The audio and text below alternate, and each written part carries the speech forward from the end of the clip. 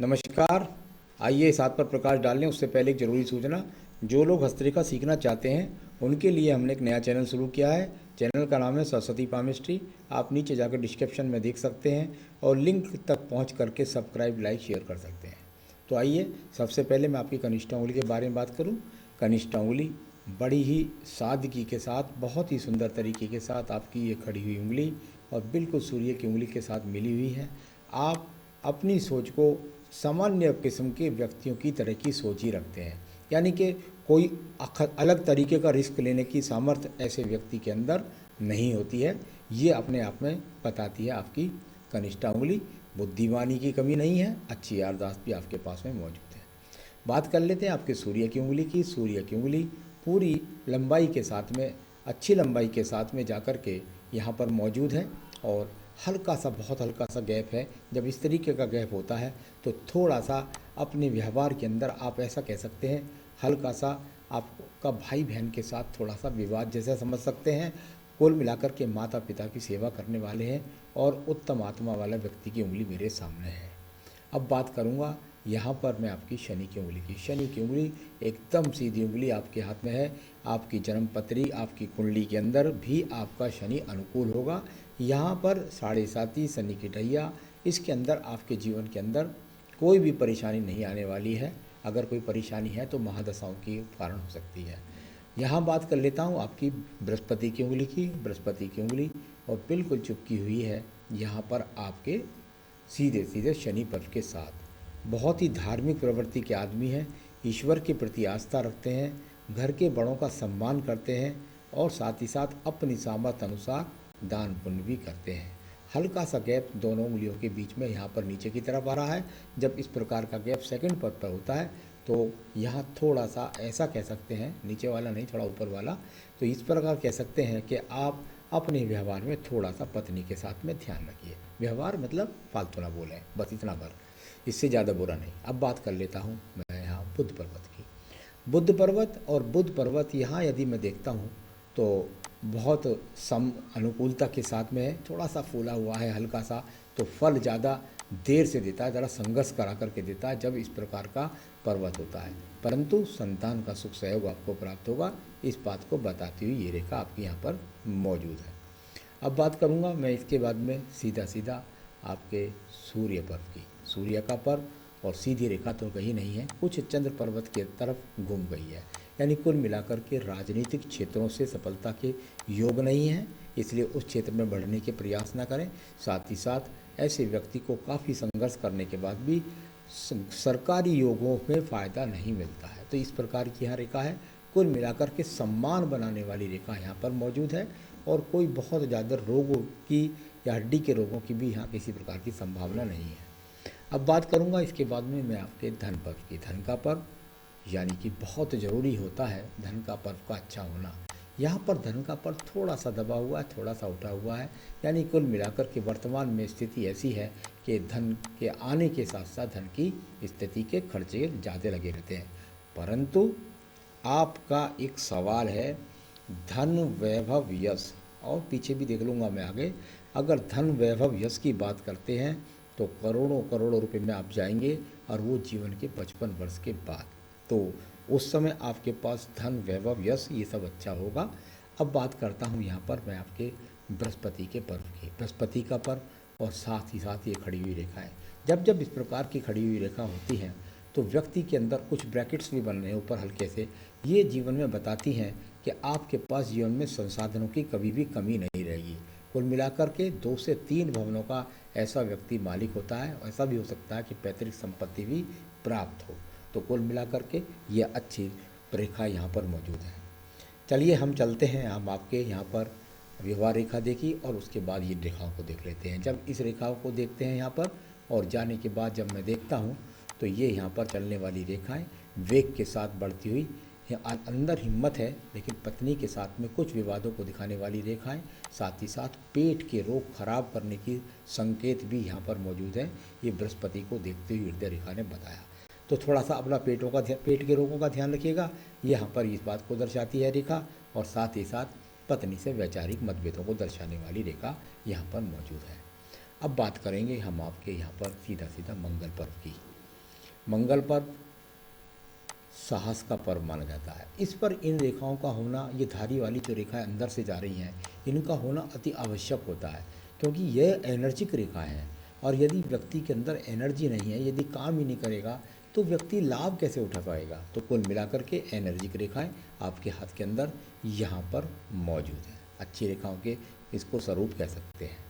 बात कर लेते हैं हम यहाँ पर एनर्जी की रेखाओं का बुद्धि रेखाओं में सम्माहित होना, और उसके बाद में जाकर के सीधा सीधा ये यहाँ से जाकर के रेखा और मंगल पर्वत के साथ इसका इन्वॉल्वमेंट, एक मंगल रेखा थोड़ी सी इधर को भी दिख रही है। तो यहाँ मैं इस बात को बता देता हूँ आपको कि आपकी मंगल रेखा, बुद्धि रेखा आपकी जो चल रही है वो आपकी आयु रेखा से काफ़ी हट करके है। यानी जब इस प्रकार की रेखा होती है तो व्यक्ति कुछ अलग ही मेधावी किस्म का होता है।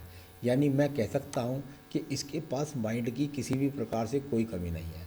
मंगल पर्वत को रेखा निकल करके और मंगल पर्व को ही जा रही है। तो यदि आप टेक्निकल, आप अपने जीवन में इंजीनियर हो सकते हैं, आप अपने जीवन में टेक्निकल माध्यमों के द्वारा कमाई कर सकते हैं। आप अगर पुलिस की ट्राई करते अपने जीवन में तो पुलिस में भी जा सकते थे, मिलिट्री में भी जा सकते थे। यानी कुल मिलाकर के भूमि से कार्यों से लाभ और बदरपुर रोडी सीमेंट के कार्यों से काम, इस तरह का रेख। लेकिन थोड़ी सी एक रेखा ऊपर की तरफ यहाँ कटती है और यहाँ पर ये जो चिन्ह आ रहे हैं, ये यहाँ एक्स के चिन्ह आ रहे हैं, ये एक्स के चिन्ह आ रहे हैं, ये पत्नी से बहुत ज़्यादा विवाद के लिए अच्छे संकेत यहाँ पर मौजूद नहीं हैं। तो पत्नी से संबंध खराब ना हो, कोई तू मैं इस तरह का ज़्यादा स्तर तक ना पहुँच जाए, इस बात को आपको ध्यान रखना है। कई बार तो बात ऐसी भी हो सकती है कि तलाक तक की बात मुँह से निकल जाए। तो कुल मिलाकर के इस प्रकार के यहाँ अधिक अगर आपके पास अच्छी नॉलेज है तो कार्यों से उनसे लाभ पा सकते हैं जिनको मैं कह रहा हूँ, और साथ ही साथ थोड़ा पत्नी से विवाद को भी ध्यान आपको जीवन में रखना पड़ेगा। अब बात करते हैं हम आपके चंद्र पर्वत की। चंद्र पर्वत अनुकूलता के साथ में निकलने वाली रेखा है, यहाँ पर मौजूद है। कोई भी इस प्रकार का चिन्ह नहीं दिखाई देता कि मैं ये आपके जीवन में कहूँ कि आपको कोई जो है विदेश यात्रा है, कोई दूर प्रांतों से आप लाभ कमाएंगे, इस प्रकार के यहाँ पर कोई भी योग नहीं दिखाई देता। तो कुल मिलाकर के आप जहाँ हैं वहाँ से जाकर के मस्तिष्क रेखा ने संबंध बनाया था। तो मस्तिष्क रेखा ने बताया, नीचे वाले पर्वत ने नहीं बताया कि ऐसा व्यक्ति दूर को माल की सप्लाई करे या दूर स्थानों से जुड़े, तब उसके जीवन का कैरियर बनेगा।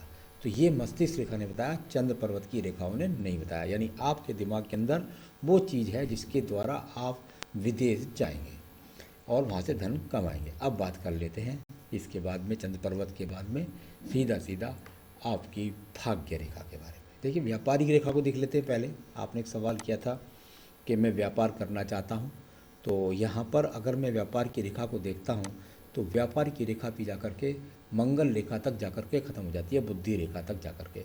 ऐसा नहीं है कि आप व्यापार नहीं कर सकते, आप व्यापार निश्चित रूप से कर सकते हैं, लेकिन कौन से वर्ष में करें ये मैं भी थोड़ा देर में देख करके आपको बताने वाला हूँ। चलिए इसके बाद अब बात करते हैं यहाँ पर आपकी भाग्य रेखा की। ये एक भाग्य रेखा और ये जाकर के यहाँ जीवन में जुड़ गई।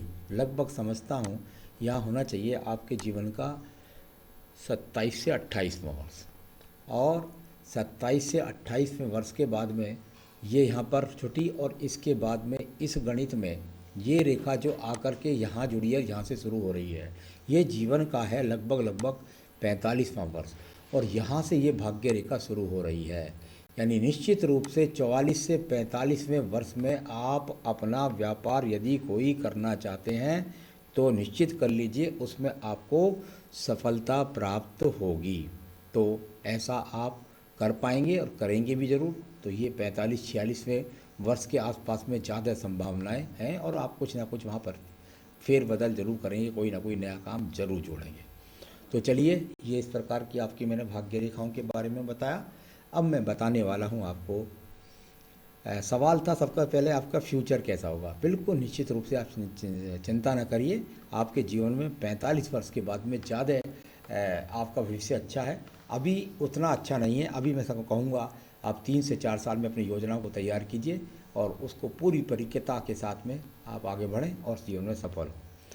फाइनेंस की स्थिति मैंने आपको बताई दी कि बहुत अच्छी रहने वाली है। वो जीवन के आप समझिए 50 वर्ष के बाद बहुत ज़्यादा अनुकूलता के साथ में खड़ी हो जाएगी। तो वो हो गया आपका। आपने कहा उधार देता हूँ वापस नहीं आता है, कर्ज रहता है। तो चलिए इसके लिए देख लेते हैं। देखिए ये सूर्य पर्व के नीचे ये जो रेखाएं यहाँ एक दूसरे को काट रही हैं, ये कर्ज की रेखाएं होती हैं, यानी कि व्यक्ति पर कर्ज हो गया। यहाँ पर इस प्रकार की रेखाएं यहाँ पर हैं, इतनी बड़ी नहीं है कि आप कर्ज ना उतार सकें। तो यहाँ कुल मिलाकर के आप कर्ज उतार पाएंगे, निश्चिंत रहिएगा। और आगे से आपको क्या करना है जिससे आप उसकी वजह से आपको ऐसी समस्याओं का सामना ना करना पड़े और आपका धन जल्दी से जल्दी वापिस हो। तो थोड़ा सा मैं देख लेता हूँ केतु स्थान को। केतु स्थान पर